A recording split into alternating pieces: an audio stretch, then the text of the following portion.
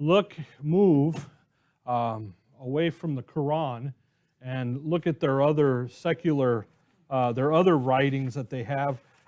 Real quick, just to kind of follow up on what we were talking about in the last lesson on the Quran and the examination of it. Not only did we those illustrations that I gave you, but you've got there's secular historical mistakes in it that they make. There's self-contradictions all through it. There is, remember how we said that, or they say that it's perfect Arabic? Okay, well, there are Arabian sources that are in it, but there are also Jewish sources. Like in the source of Surah 3, 35 to 37, is the fanciful book called the Proto-Evangelians James the Lesser. Okay. The source of 87:19 is the Testament of Abraham. So you've got some Jewish sources that are through it. You've got some heretical Christian sources that are all listed in it. You've got some Sabian sources, the parts of the religion of the Sabians into Islam and so forth. You've got Eastern religious sources that are drug in it. So then you get mistakes and you have issues. I want to talk about, in this session, hopefully briefly, since last one kind of ran a little longer, but really about the Sunnah and the Hadith, the other books that they use. Because when you talk about these, I made mention last thing about Muhammad being white and everything. Well, and the black Muslims, I was kind of getting ahead of myself a little bit because that's in the Hadith. It's not in the Quran, it's in the Hadith. And I'll read some of that with you. Many well-intentioned Christians stumble into insults against their Muslim acquaintances, and the cause is the ignorance of the lesser-known books of Islam. We think Bible, Quran, but they're literally moving on other stuff and working through other issues. So some of the social prescriptions that are found in the Quran, Westerners are most likely to break the rules because they're really not in the Quran. They're really in the Hadith, and which is the sayings, and then the Sunnahs, and the Sunnah, it's S-U-N-N-A-H, and Hadith, H-A-D-I-T-H. And again, if I'm mispronouncing them, that's just me. Okay. Somebody asked me to spell Marshrad the other day, and I spelled it the way phonetically I would be able to remember how to say it. And it didn't look anything like the guy when he emailed me in his name, okay? So that's just on me. But the rules that are here, and the Hadith and the Sunnah are books that come in, writings that come in, that begin to play more in what's going on. And I just want to make you aware of them. The Quran is the highest authority in Islam, having been transmitted to Muhammad from Allah through the angel Gabriel. Secondary to the Quran, the Sunnah and the Hadith serve as instructions to the Muslims in much the same way as some of the other books and out there in religions and so forth that we see. The Sunnah is the basis of the legal code of the Islamic jurisprudence. Okay? That's the Sunnah. And it's the authoritative, it is authoritative in rulings among Islamic states. It depicts the events of the life of Muhammad and offers examples for ethics and living. The Hadiths are similar to the Sunnahs, but not identical. Each Hadith is a narration from the life of the Prophet and what he said, as opposed to a biographical sketch. Therefore, as the entirety of the Sunnah gives a significant story of Muhammad, the volumes of the Hadith expound Muhammad's crucial and everlasting commandments. So you got stuff weighing in here more than just the attaboys of the Quran, okay? The message of the Quran, and so forth. In the Hadith, evaluating the Hadith and the Sunnah here, just be brief with this, and we're going to look at the Hadith more closely. You basically, in the Quran, in Surah 15, verse 9, Muslims believe that the Sunnahs and the Hadith are fulfillment of prophecy. It states, "We have without doubt sent down the messenger, and we will surely guard it from corruption." And that's what they believe. Now, the Hadith, it has 93 chapters in it, okay? And it's developed really in 4 classifications, 4 sections. The first one is a reference to Muhammad's authority. It's supposedly the exact words of Muhammad. Okay, that's section 1. Section 2, and by the way, I am not able to say the Arabic name because all of this has Arabic little names behind it, and I'm not going to butcher it, okay? If you want to know what it is, I can spell it for you, but it ain't going to do you any good if me just know that this stuff exists. The second section is the Marfa, M-A-R-F-U, and it reports from a direct witnesses to Muhammad's words, such as, "I heard the prophet say," and then it'll give. Then the third one is a statement by a companion who heard Muhammad make a statement. And then in the fourth one, you have a narration from a successor. So you've got these different these different witness accounts. So you have the sacred, which is Muhammad himself, elevated to a witness, then moved over to another witness, and then moved over here. So you've got this movement away from the sacred. Really, you've got a sacred, then an elevated issue, then you got a stopped and a severed, because the comments made by a narration from a successor, this is where Farrakhan and the guys move away from some of this stuff about Muhammad. By the way, in American history, in the slaves that came over and so forth, the majority of the slave runners in Africa were Muslim. When they go do the history and you get away from the political correctness and you get down into that stuff, literally the Muslims were moving down the continent of Africa and they were enslaving people, and a way to make money was to go sell them to move them over here. So don't think just because the white guy needed help, needed a slave over here, that it started way over there, because they weren't just selling these people to the New World, they were selling them worldwide. And it's not to say that what was going on in this country was right or wrong, okay? It's just when you got to have the history. I was listening to a guy argue a debate going on a few months ago, and the guy, he was getting whooped, he was getting beat, but he was right.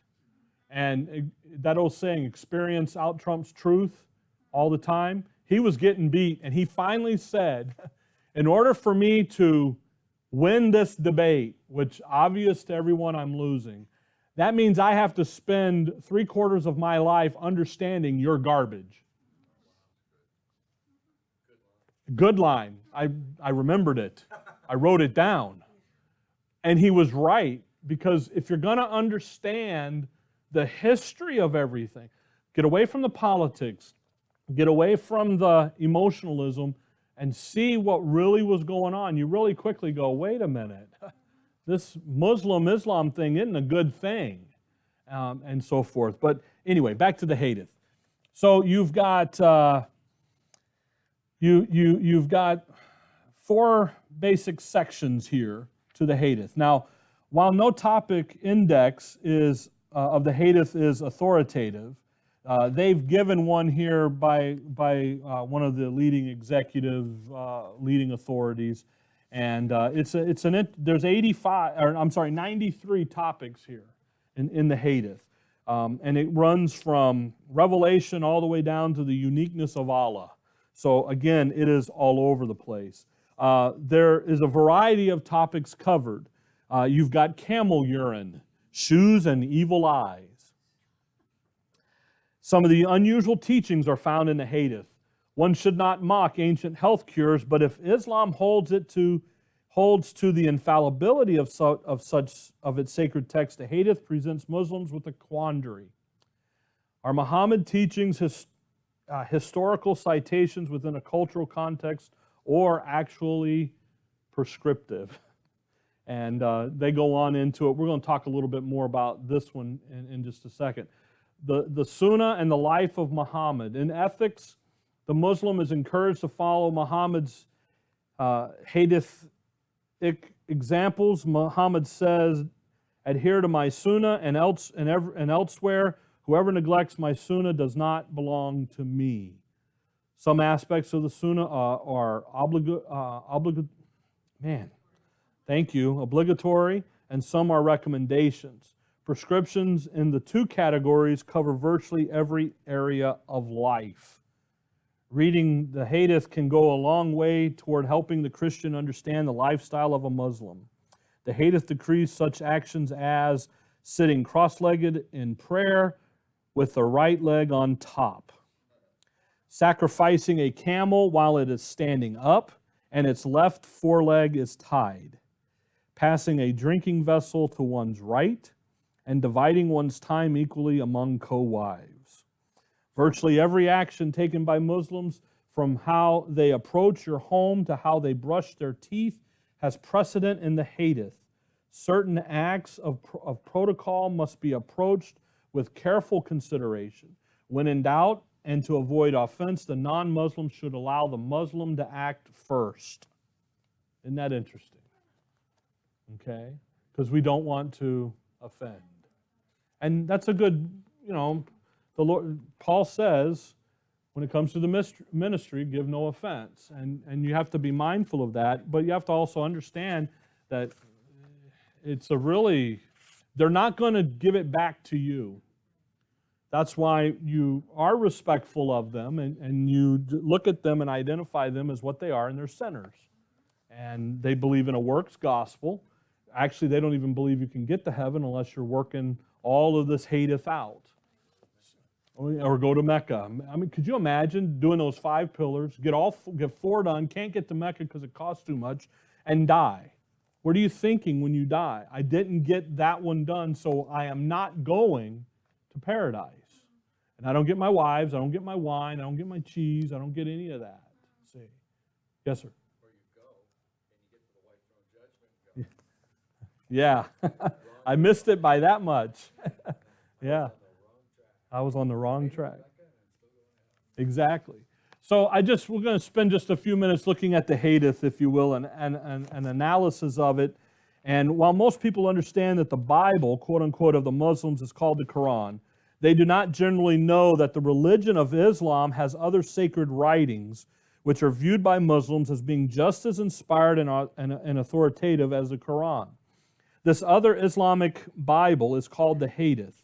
It's a collection of early Muslim traditions which record the words and the deeds of Muhammad according to his wives, family members, friends, and Muslim leaders, which are not usually found in the Quran.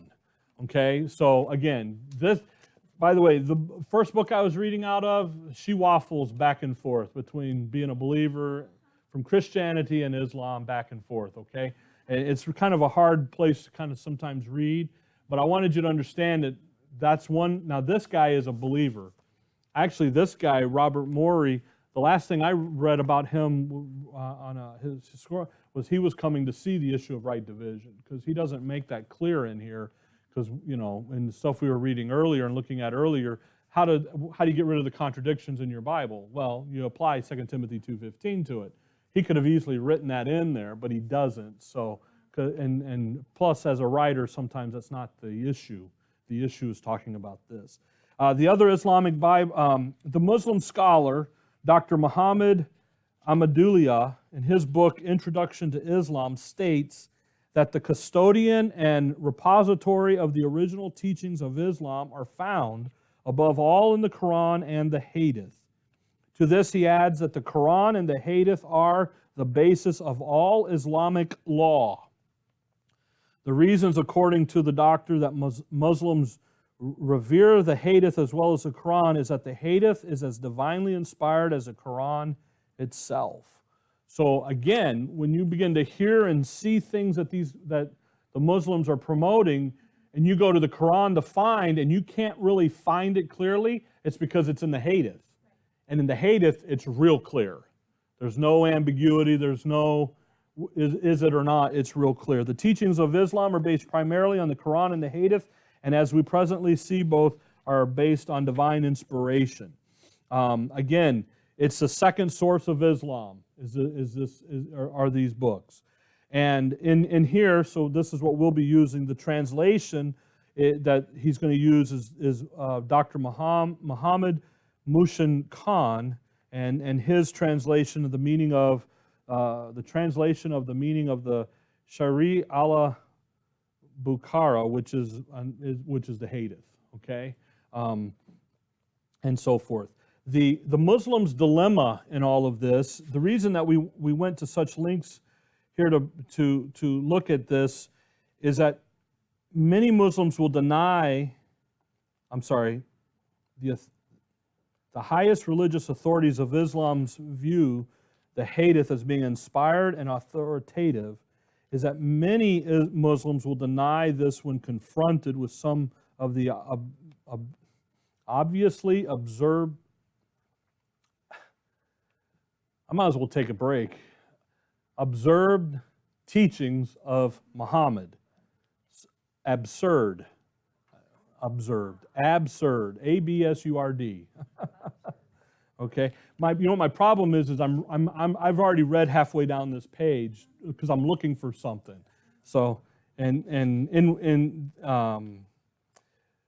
the Western mind, the material found in the Hadith is the proverbial final straw that breaks the camel's back. If Muhammad was truly a prophet and apostle, even the Muslims must defend the indefensible. And that's what I was looking for. Okay. The Hadith gives us much material concerning pre-Islamic Arabia, which is not found in the Quran. For example, in the Hadith, number 658, volume 3, and in volume 5, Hadith number 583, we're told that there were 360 idols at the Kaaba when Muhammad conquered it. This bit of information is not mentioned in the Quran, yet this information provides us with important clues as to the religious practice in pre-Islamic times. Gets back to lesson 1 and 2 we did. Nothing new, it's way back there, 7th century. Okay? Ritualism. The Hadith contains the details of just how and in what way various Islamic religious rituals and laws are to be carried out.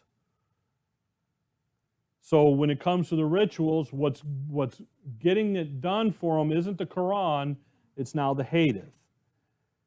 It is thus with great delight that we offer our summary of the Hadith to the Western readers here who have wondered about the origins of some of the rituals and laws of Islam, which seem so strange to them. Many of these strange rituals actually come from the Hadith and not from the Quran. Muhammad as a man, section 1. The Hadith reveals much about the man Muhammad that we do not find recorded in the Quran. This is important because Muslims want us to believe that he was Allah's apostle. Thus, Muhammad's character as a man is crucial. Was Muhammad the kind of man we should follow? The Hadith supplies us with crucial information about his personality and character that we need in order to make an intelligent and informed decision. First, as to his race, the Hadith clearly states that Muhammad was a white man. This is stated so many times in so many ways it is quite obvious that the authors of the Hadith were deeply concerned lest someone think that Muhammad was a black man. Hence the emphasis on the whiteness of Muhammad. This will come as quite a shock to the black Muslims who have claimed that Islam is a black man's religion because Muhammad was a black man. Since Muhammad was a white man, then the Nation of Islam is a white man's religion. Well, now we got a problem now, don't we? Muhammad, a white devil. In numerous debates, the writer here, they have with black Muslims, they have expressed great surprise to learn that the Hadith clearly states that Muhammad was a white man. But since they pay lip service to the inspiration of the Hadith, in the end, they had to submit to its authority. This guy, again, he's got radio accounts where he's dealt with these people, not just the Black Nation of Islam, but the other, and it's funny to read because he's not giving them any more Bible than what the basic Christian would understand. Indeed, if all white men are devils, as Elijah Muhammad and Louis Farrakhan have claimed, then Muhammad, as well as Wallace Fard, was a white devil. Jesus, a white devil. The Hadith even claims that Muhammad saw Jesus in a dream and that Jesus was a white man with straight hair. That's volume 9, Hadith number 242. The black Muslims will not be happy with this Hadith either. This means that Jesus was a white devil too. The Hadith evidence. In volume 1, Hadith number 63, we read, quote, "While we're sitting with the Prophet in the mosque, a man came riding on a camel. He made his camel kneel down in the mosque, tied its foreleg, and then said, 'Who amongst you is Muhammad?'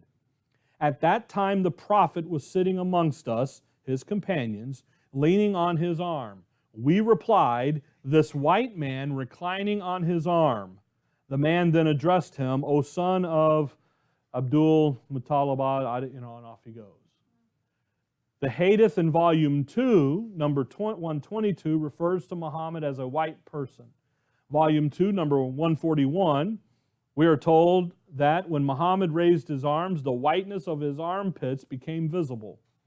If the above passages were not clear enough, we are later told in volume 1, number 367, that Anas saw the whiteness, of a private part of Allah's prophet. Okay? So it's pretty clear. But where did that come from? It's not in the Quran. It's over here in the Hadith. But they hold the Hadith and the Quran on the same level, so guess what?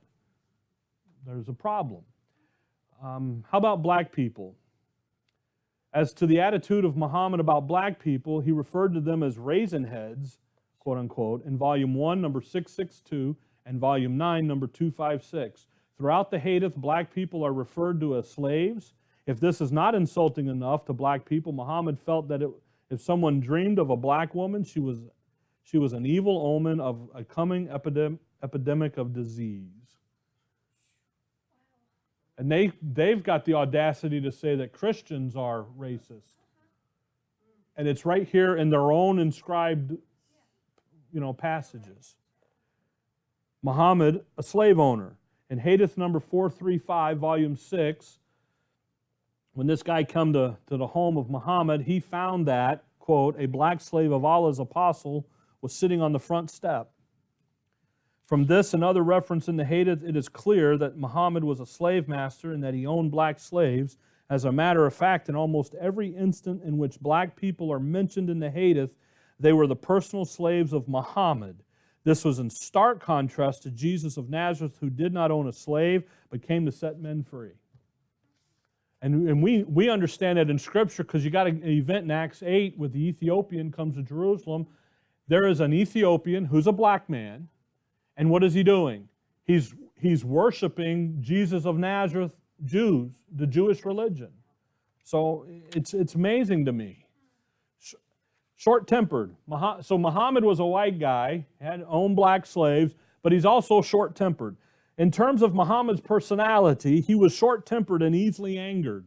Now, this gets funny to me. The racism stuff isn't. To me, that's diabolical. It shouldn't be there. It is what it is. When Muhammad heard of someone leading in prolonged prayers The Hadith records, I never saw the prophet more furious in giving advice than he was on that day. Since he claimed to be a prophet, a man asked Muhammad where to find his lost camel. The Hadith records that the prophet got angry and his cheeks or his face became red. Hey, prophet, where's my camel? And he gets all red. Thirdly, Muhammad didn't like questions. Muhammad did not actually like anyone to ask him questions about his claims to prophethood or revelation. He went so far as to say, Allah has hated you for asking too many questions. Even when he was asked questions, the Hadith records, the prophet was asked about things which he did not like. When the questioner insisted, the prophet got angry. By the way, that's volume 1, number 91 and 92, 90, 91, 92, and then volume 2, number 555, and volume 3, number 591. I don't want to be misquoted, okay? When those who asked questions saw the anger on the face of the prophet, volume 1, number 92, they often withdrew their questions. But this did not please, Muhammad either, when the people rightfully complained that he wanted them to accept what he said with no questions asked. The prophet told them repeatedly, in anger, to ask him anything they liked. Volume 1, number 30. But the people had learned not to ask anything. No sense of humor. Muhammad did not have a sense of humor. He did not permit anyone to joke about him or his doctrines. And the Hadith, he goes on in volume 2, number 173, and talks about him. Bitter and vengeful.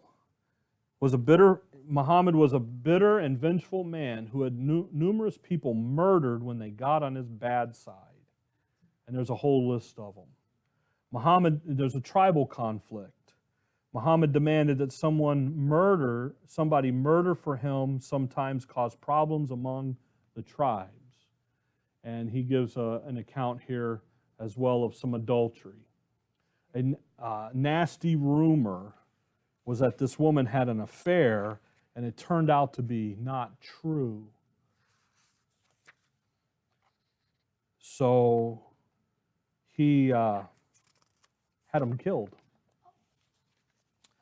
And off with the guy's head it went.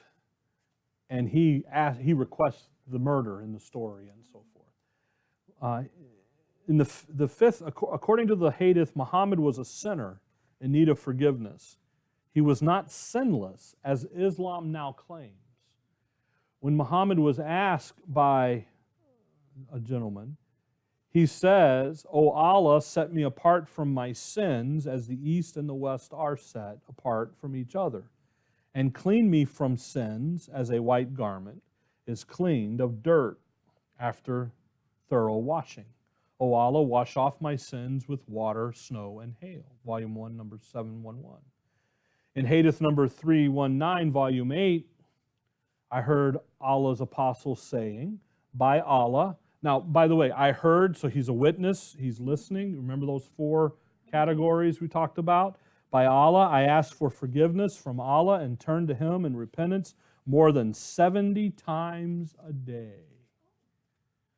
Muhammad's wife records that early Muslims did not regard Muhammad as sinless. They said, O Allah's prophet, we are not like you. Allah has forgiven your past and future sins. The Hadith is clear that Muhammad's disciples praised him because his sins were forgiven and not because he did not have any sins to forgive. Hadith number 781, volume 1, the prophet used to say frequently in his bowings and prostrations, O Allah, our Lord, all praises are for you. O Allah, forgive me. So he gives more and more about that. So the Hadith says he's a sinner, and he was begging for forgiveness. Muhammad dyed his hair an orangish red color.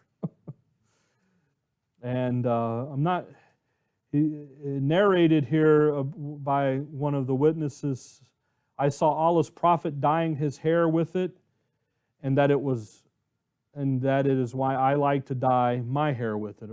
I saw Allah do it, or Muhammad do it, so I'm going to do it. And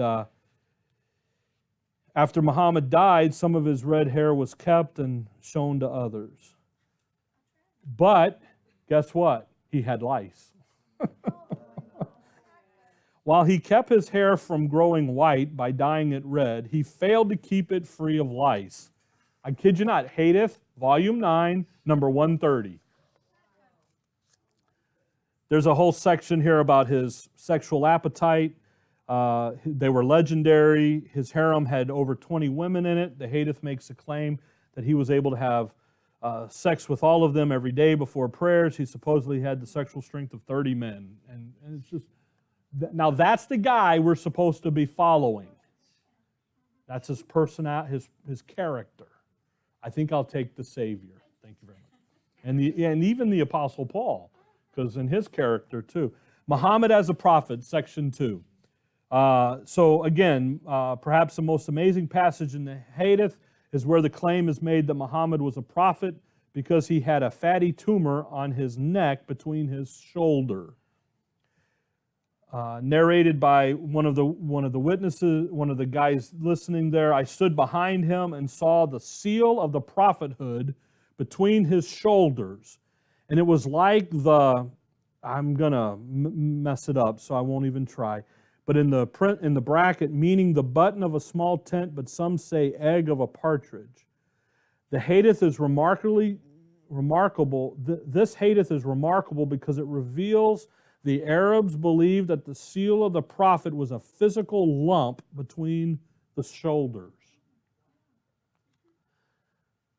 A pagan shaman. Muhammad was a shaman who controlled the jinn, i.e. the spirits who lived in the rocks, waters, and trees. In the physical signs, it is in the Hadith that we find full descriptions of what physically happened to Muhammad when he supposedly received his revelations, strongly, frequently, and regularly. As we have already pointed out, these are the characteristics of someone who has epilepsy or some other brain disorder. Let the reader decide for himself, and he just lists for 2 pages stuff that this evidence out of the Hadith. Okay? The miracles of Muhammad, there are no recorded miracles of Muhammad in the Quran. We already, actually, the Quran, documentation from the Quran that Muhammad denied that he did any miracles except for the Quran. But after his death, Muhammad's disciples began to invent miracles for him because they had to escape the stigma that their prophet was inferior to the miracles of Moses, Jesus, and the pagan soothsayers. Again, he's dead, so now we got to keep power and control. So guess what? Muhammad really did do miracles. What is amazing about some of these pretend miracles is that they were often originally performed by Moses, Jesus, and pagan magicians, but now transferred to the prophet. One gets the distinct impression that when a Jew or a Christian pointed out some miracle recorded in the Bible, the Muslims replied, "Then our prophet Muhammad must have done that too," quote unquote. The following was a summary of the miracles of Muhammad found in the Hadith. There are a few other miracles mentioned in connection with early Muslims, such as talking wolves and palm trees, preaching Islam, but since they do not involve Muhammad directly, we're not worried about it. The moon cut in half. They say he did it. A crybaby palm tree. And now I'm not going to give you all the little writing. The water in the wilderness. By the way, didn't Moses go up and strike the rock and they get water in the wilderness? Okay. Multiplying bread. Doesn't it sound like feeding the 5,000? Okay. Shouting food. Food would shout out loud and glorify Allah as Muhammad ate it. Stop eating me. Let me go. Sorry, I shouldn't mock. My bad. The open grave. Multiplying dates, the dates you eat. Muhammad's chest split open. The Night Journey, Memories in a Sheet. No.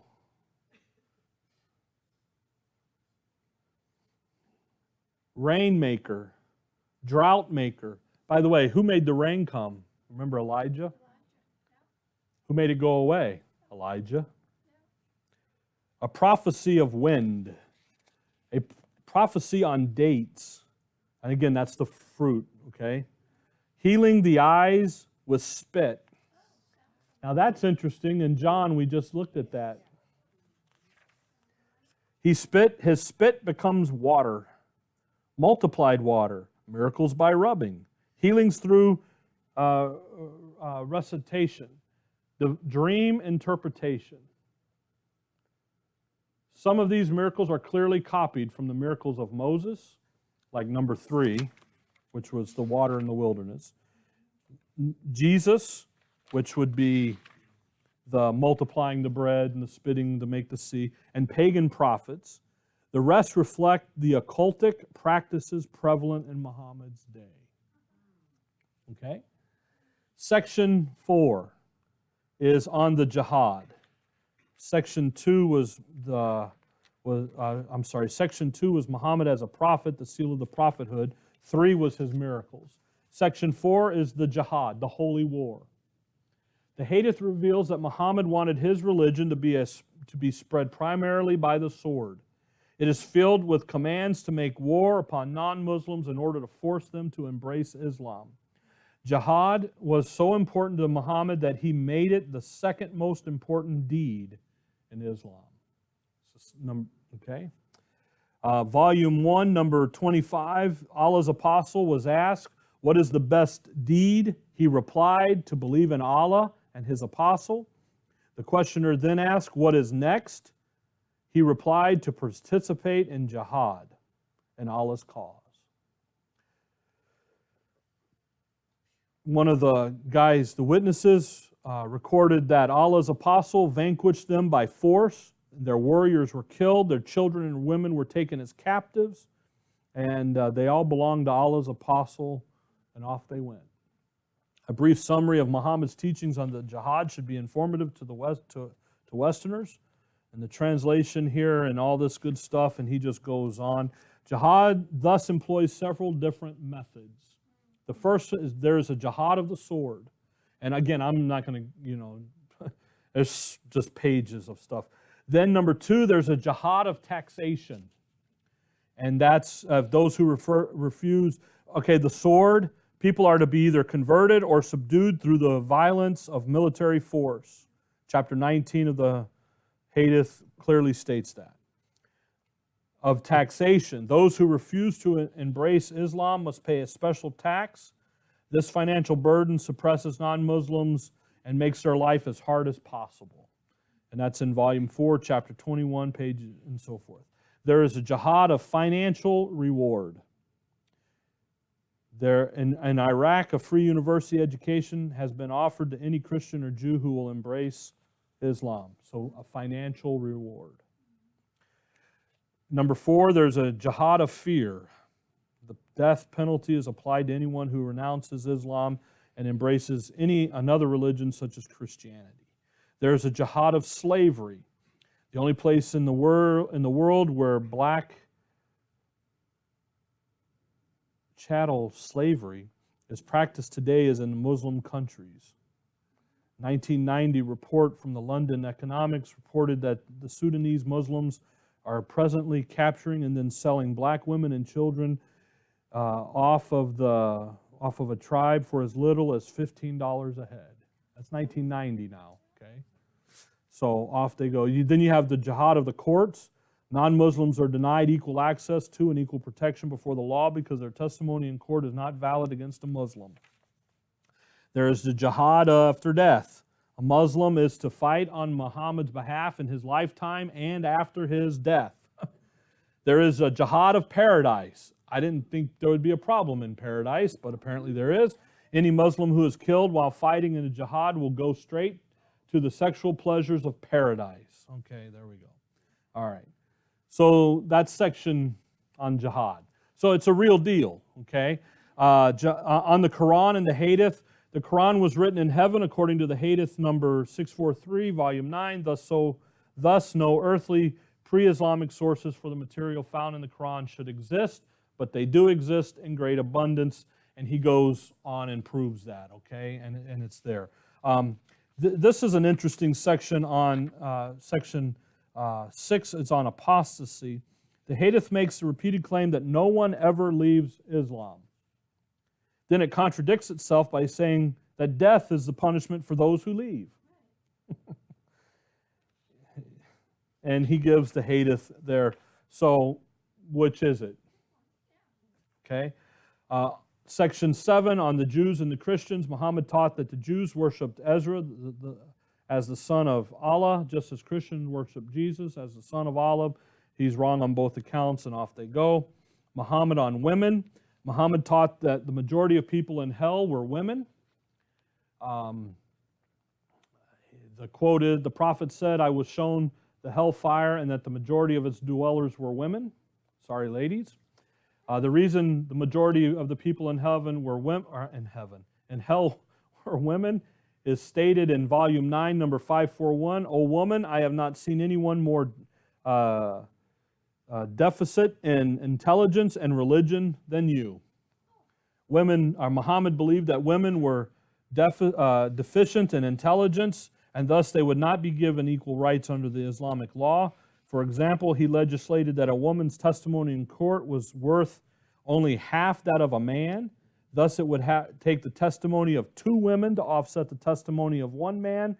Imagine what this would do to a woman who was raped. And we hear about that a little bit more mostly than anything. Okay? Muhammad even ruled that women are to receive only half of what their brothers received in inheritance. Thus, women are financially punished for being female. Perhaps the most degrading picture of a woman is that paradise will have beautiful women whose only purpose is to satisfy the sexual urges of men, chained to different corners. So now you even have paradise, but you have slavery in there. It's amazing. On urine and feces, I told you we'd get to this one, section 9. Can you imagine this Muhammad had a psychological obsession with urine and feces. In fact, he spent a great deal of time teaching on where, when, and how to urinate and defecate. He was so obsessed with the subject that he taught that if someone got urine on his clothes or body, they suffered hellfire in the afterlife. And he quotes volume 1, chapter 57, number 217. According to volume 2, number 443, Muhammad said that people are tortured in hellfire because they soil themselves with urine. Yet at the same time, Muhammad ordered people to drink camel urine mixed in milk as medicine.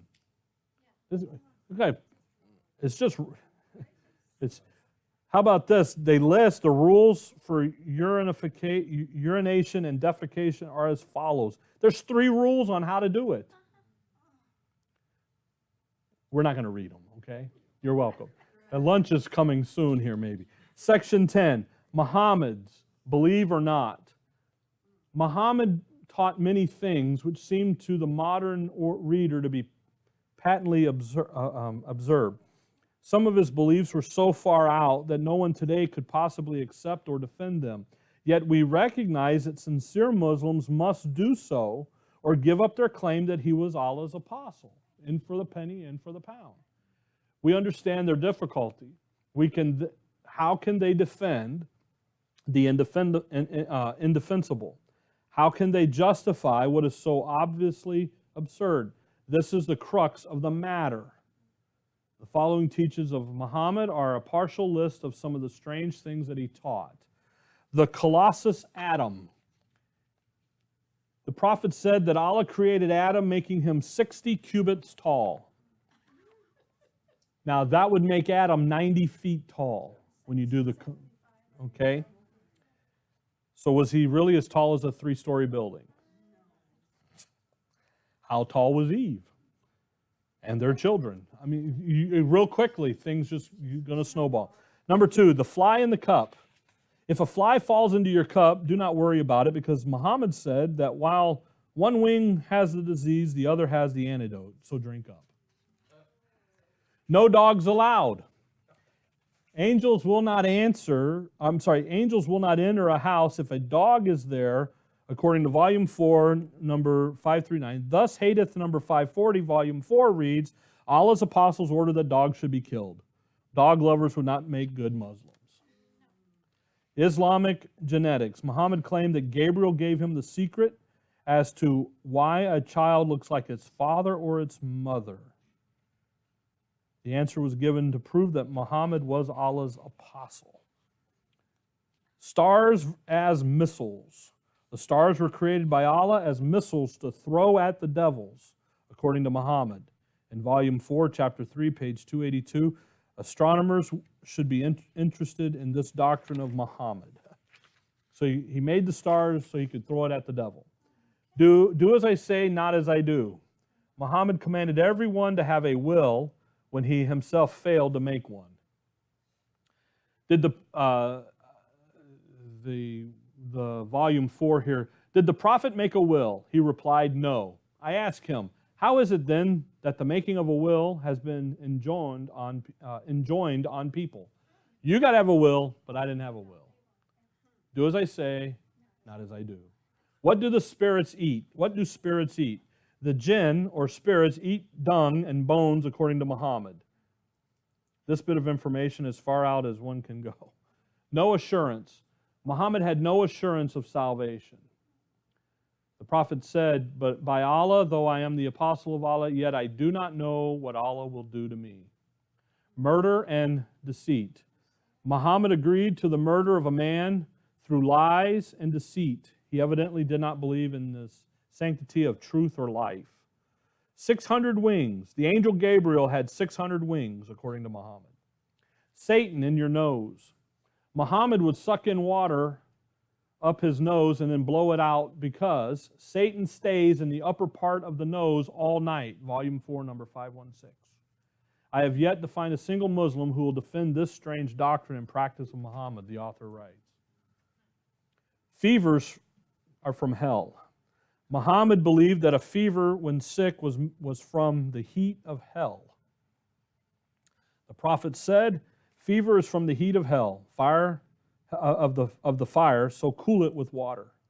All sorts of questions come to mind when you really think about this doctrine of Muhammad. Noah's Ark appeared and floated in front of their eyes. How or why this happened, we are not told. Dirty water magic. Muhammad's followers fought over who would get the dirty water left over from his washings. They would smear it on their bodies or drink it to secure a magical blessing from it. Holy spit. Even more gross was the practice of Muhammad spitting into the hands of his followers as they could smear his saliva on their faces. There's hadiths for every one of this. Satan urinating in their ears. Satan urinates into the ears of those who fall asleep during prayers. Oh, now that's going to be a new one here. Okay. All right. How about passing wind? According to Muhammad, if you commit the sin of hadath, the passing of wind through the anus, while you are engaged in prayer, Allah will not hear your prayers. Why Allah would be offended by the natural smells of the human body escapes us. Bad breath. Bad breath means that Allah will not hear your prayers. You may not eat garlic or onions before going to prayers because Allah will not hear you with their smell on your breath. Volume 1, Volume 7, it's just, there's 1, 2, 3, 4, 5, 6 references here to that issue of just bad breath. Yawning is from hell. Now, there we go. You guys remember this Sunday morning now, okay? Yarning is from Satan, according to Muhammad, in Hadith number 509, volume 4. It seems clear from this Hadith that the two previous ones, that it was really Muhammad who was offended by such things as bad breath, yarning, and passing wind. That God would be offended by the natural processes of the human body which he made is not acceptable to the rational mind. So in other words, Muhammad had an issue with it, so he just made Allah have an issue with it. Green birds, according to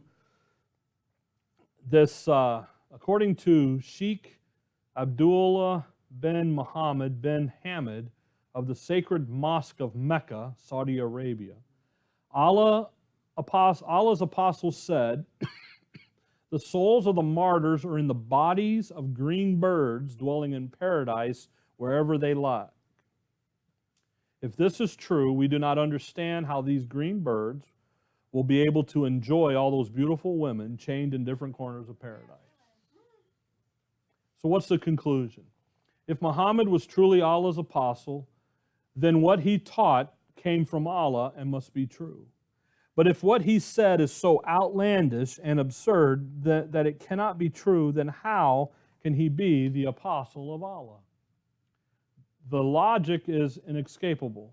The hadith is the final blow that explodes the claim of Muhammad that he was an apostle and prophet of God. So just as weird as the Quran, the hadith is right behind it. Okay? But just know that when you hear some of this kind of kooky stuff you go, huh? There's why. Because it's coming from one of their sacred writings. Okay? All right, hang on. Let me stop the tapes. I'll get your question, and then we got one more quick session, okay?